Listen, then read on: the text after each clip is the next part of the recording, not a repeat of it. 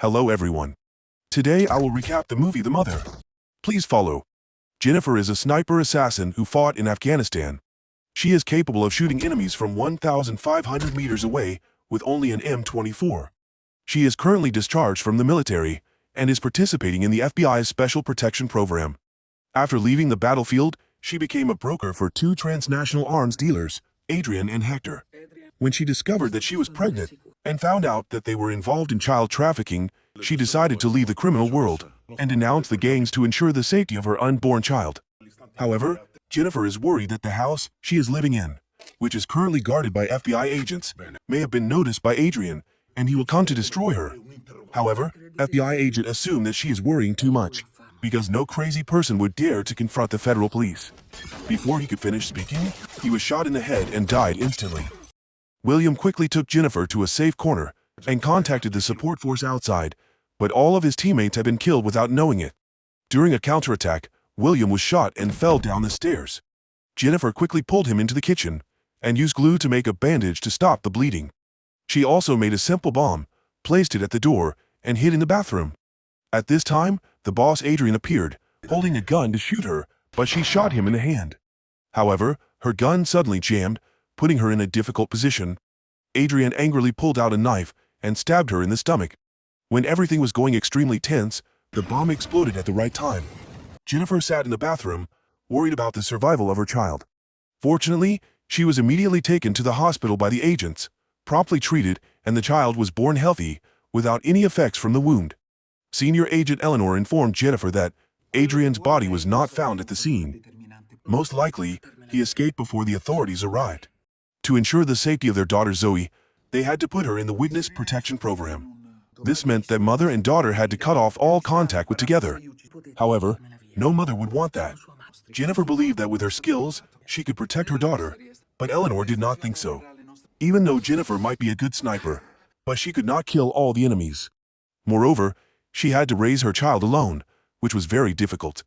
The only way to protect Zoe was for she to disappear completely, not letting anyone know that she was Zoe's mother. Eleanor gave her a paper giving up custody of the child and left. A heartbroken Jennifer went to William's room. She said him that she had agreed to the FBI's request, but on the condition that he protect her daughter and update her on her every birthday. If anything happened, he had to contact her immediately. After saying that, she went to the incubator room, looked at her daughter one last time, and left in tears. In order to escape from this place, Jennifer decided to go to a remote area in Alaska to meet her old comrade Johns. They had fought together and survived many wars in Afghanistan. Johns quickly helped she find a house deep in the forest, where she could hide safely from the enemy. He said that even though his life was not well off, if she needed help, she could contact him, and he would help. Time passed quickly. In the blink of an eye, 12 years had passed. Jennifer lived alone in the forest and hunted for food by herself. When she returned home, she saw Johns coming to find her and giving her a letter from William. The letter had the meeting place and some important documents. Feeling that something bad was about to happen to her daughter, Jennifer immediately prepared her weapons and set off to the meeting place.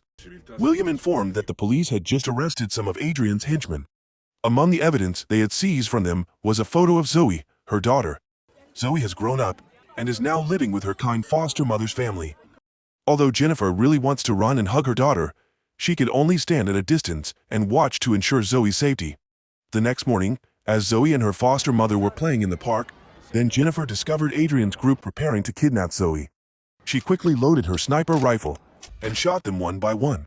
Tarantula, the leader, discovered Jennifer's location and ordered his men to come to her, while he shot Zoe's adoptive mother in the arm and kidnapped little girl.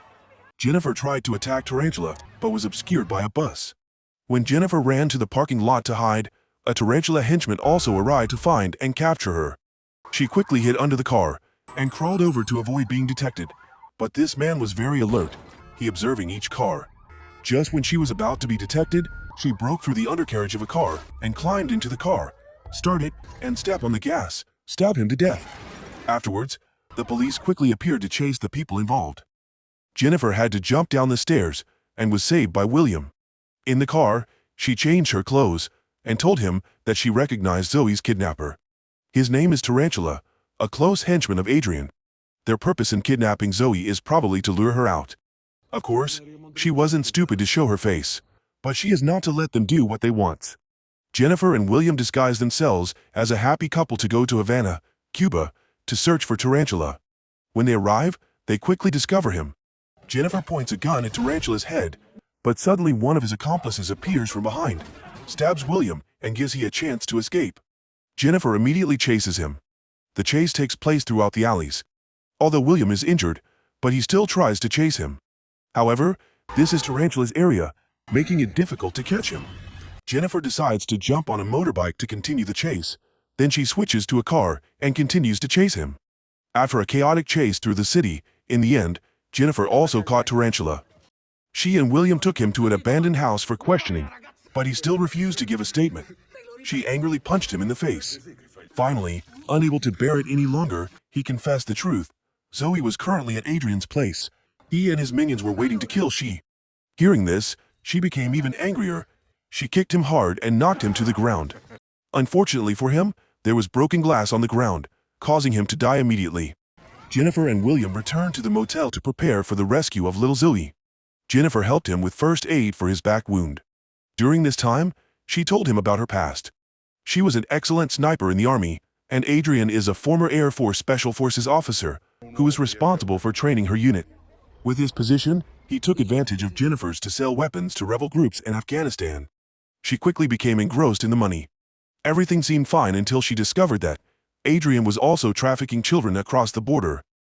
Unable to accept this, she decided to report him to the FBI, leading to her being hunted by him. That night, Jennifer and William drove to Adrian's place.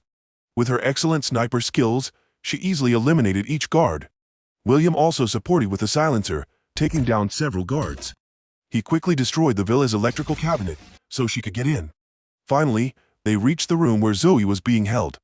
Jennifer opened the door, quickly took her daughter out. After handing Zoe over to William, she went back to find Adrian to resolve the conflict. However, she did not see Adrian, only met one of his henchmen.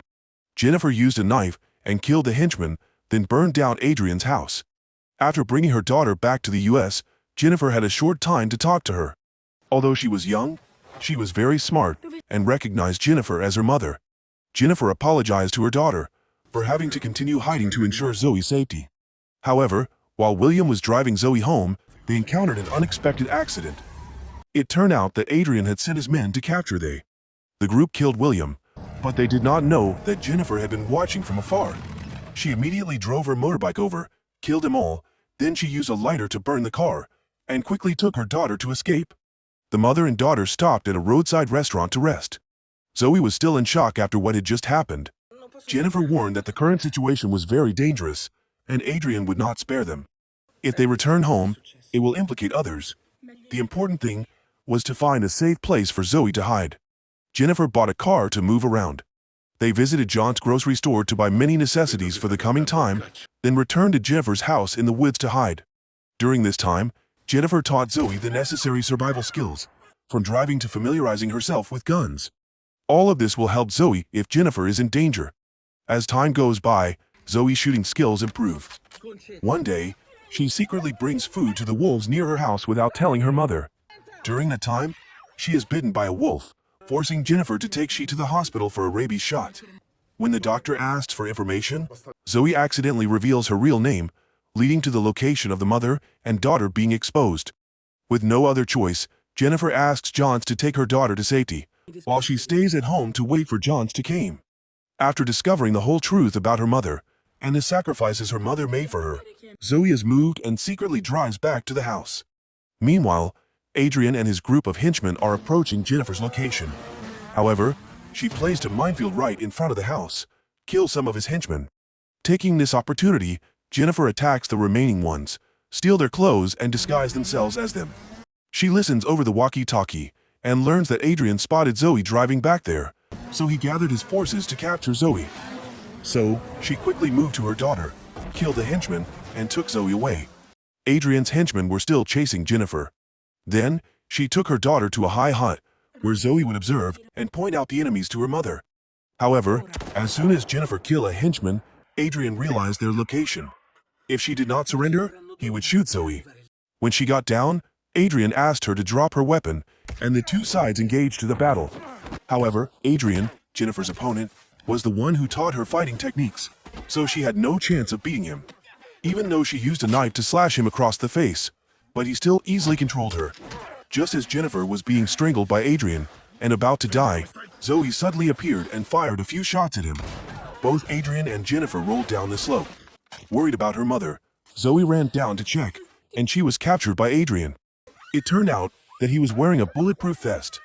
Jennifer was seriously injured, but her motherly love gave her strength.